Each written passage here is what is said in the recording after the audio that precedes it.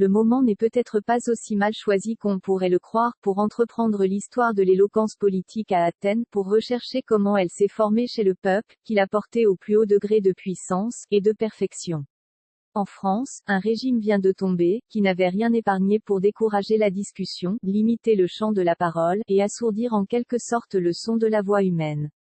Alors même, devant un auditoire hostile, et un pays longtemps indifférent, quelques orateurs dont l'éducation s'était faite en des temps plus heureux, dans de libres assemblées, avaient réussi à interrompre, si je puis ainsi dire, la prescription en faveur de l'éloquence. Aujourd'hui que la France est, nous voulons l'espérer, guérie de l'envie de demander au despotisme un de ces sommeils que suivent de si terribles réveils, elle n'aura plus sans doute la tentation d'échapper par le silence au bruit, et aux viriles émotions de la tribune. Sous un nom ou sous un autre, à travers toutes les difficultés et tous les périls, elle ne saurait plus avoir d'autre régime qu'un gouvernement de large publicité et d'incessant contrôle, de discussion et de liberté.